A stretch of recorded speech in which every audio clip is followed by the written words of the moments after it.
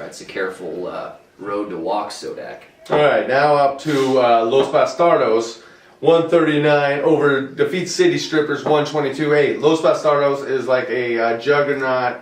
It's it's been rolling. How's this team ever going to get stopped? They've won 6 in a row. This team is gathering no moss. I looked at that when I looked at these standings in the beginning. That number, that win 6 in a row, jumps right out at you. Unbelievable. You say, how's he doing it? Well, you pull it up, and it's a horse, and it's another horse, and it's another horse, and it's another horse. Tony Romo has been on fire. Vincent Jackson, a feast or famine. Okay, but he's got the running back core that will win championships. Steven Jackson, Marshawn Lynch, and then DeMarco Murray obviously has been humongous. Darren McFadden comes back. That team may not lose another game. Unbelievable, and you know he made a very shrewd trade picking up Marquez Colson. Absolutely. We'll get into that. All right, last but not least, excuse me, the Baby Gorillas. 144 defeats Mac Attack 92. Baby Gorillas. Huge game from Jordy Nelson and Jerome Simpson. Baby Gorillas, though, 7-4. I'm not certain about this team. I mean, I think they could easily be one and done if they get to the playoffs at all. I assume Baby Gorillas on a one-game win streak. They're probably a team that wins and loses and wins and loses. Yep. They don't have the horses that I see when I look at that team to ride. Tom Brady, obviously, a good player, but Vernon Davis, Andre Johnson's been hurt, Miles Austin's been hurt. He's got Fred Jackson. He's got like 4 players on his roster. Yeah. Everybody's hurt. I mean, hey, have you ever heard of the waiver wire? CJ Spiller is a nice little band-aid, but that's not going to win you a playoff. Yeah, he's got 18 moves. He's got 2 left. You better use them properly. All right, everybody. We are going to step aside, and when we come back, we're going to jump right into our playoff scenarios and our special game, makers versus fakers. That's correct. Be right back. See you in a moment. Everybody, I've been in a lot of talks with the production team, and they had a lot of problems getting the creases out of our linens. So I told them about a little something that I use at home. Faultless regular starch spray. One couple sprays of this, and there are no more creases to be had. Just take a peek. Faultless regular starch spray. I find no fault in that. All right, everybody, let's get down. Let's break it down. I have spent the last week mulling over playoff scenarios. Well, we have, yeah. But on my own, I have been doing it, and it is proven way too complicated, bud, for my little nut to crack. So that's where you come in. You're the numbers guy. You're the wizard. What are we looking at here? Well, we've got a 12-team league with 6 spots in the playoffs. Four of which we've determined are up for grabs. Let's take a look at the 2 top teams, the Rams and the Godfather. We're going to take those 2 out of the equation. They've clinched the playoffs based on their point totals. They do have a lot of points. They're 7-4. If they were to lose 2, they still have enough points. They'd solidify at least a 5 or a 6 seed. So they're off of our conversation here. Let's also eliminate a couple of bottom dwellers here. The City Strippers, they don't have the horses, nor the record, nor the points. At 2-9, the City Strippers. City Strippers, great team name, but just a bad team. They're done. And we're also going to toss Trojanitis to the Wolves as well. I think at 4-7, they could finish at 6-7 and tie some folks, but when you're at 12-02 at this point, you don't have the horses to go off and score enough points to get yourself back into contention. So we're going to eliminate the 11 and the 12, the 1 and the 2. And we're going to talk about these 8 teams here sandwiched in between with 4 slots to go. There is a lot of stuff to go on there. All right. Absolutely. Baby Gorillas at 7-4, 1343.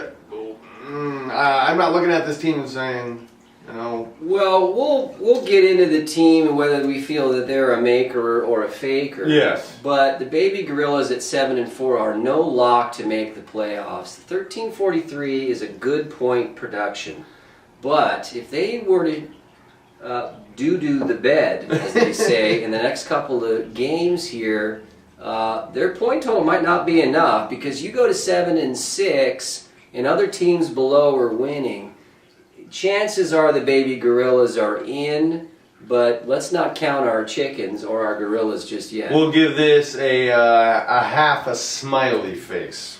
Half a smiley. Okay, perfect. Los Bastardos, 6 in a row. The point total isn't there, but team is hot. Team is hot. Team is hot. Yeah, you got this. Now you've got these 2 7-4 teams. Los Bastardos and LT out, Matthews in. They're both 7-4, but they both have about the same point total: 1307, 1301.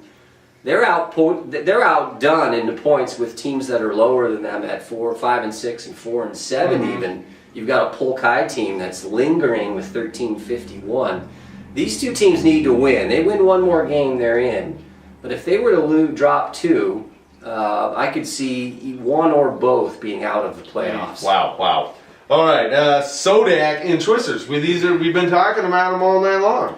Yeah, again, the Twisters, and I'll talk about them, and I might give it away now as a maker. That's a team to watch at 5 and 6. They got a ton of points. If they're to win just one more game, I think that they could really put a test to Sodak, who I think's in trouble.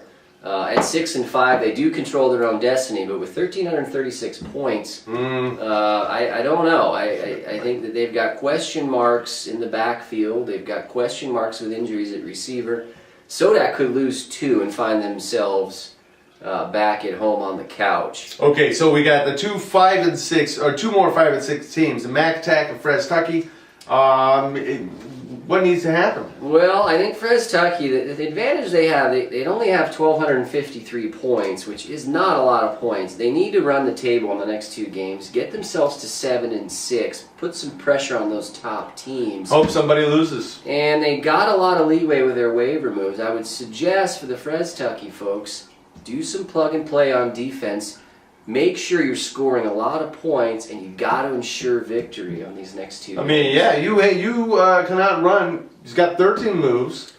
You've got to work the waiver wire. You got to squeeze every point out of the waiver moves that you make. Good for Fres Tucky. The good news is they're playing the City Strippers this week. They're off to a decent start with a 30-8 lead. City Strippers going nowhere. I assume that it's man overboard there as far as GM goes. Maybe, he's probably. Tapped out of moves. He's got nothing going. He probably it's did. It's a nice matchup. Fres Tucky should 2. go to 6 and 6 and vie for that final spot there. What about Polkai at 1351? I mean, they've got some decent points here. Again, I think Polkai just 4 and 7. is at the mercy of the teams ahead of them. At 4 and 7, you're just not cutting it with your record. Yeah, they've got maxed some out on points. his waiver wire moves. moves. Maxed out on his moves. He's got good players in Forte and Cam Newton. He's got Gronkowski, the hottest tight end in the league. And even Mike Williams was a good pickup. Stevie Johnson, he's going to disappoint in the latter half of the year. That team is a team I would have, if I was to evaluate the talent, I'd say, the Polkai team should be up around the top. Should be up there in a 4-5 slot, but not to be. The ball didn't bounce his way. So Polkai could be in, but he needs help. He needs people to lose. He certainly does. He certainly does. All right, let's get right to it then. Makers, fakers. Now, in this segment, we're going to talk about all these teams. Yeah, but just because we may call you a faker, and you might make the playoffs, but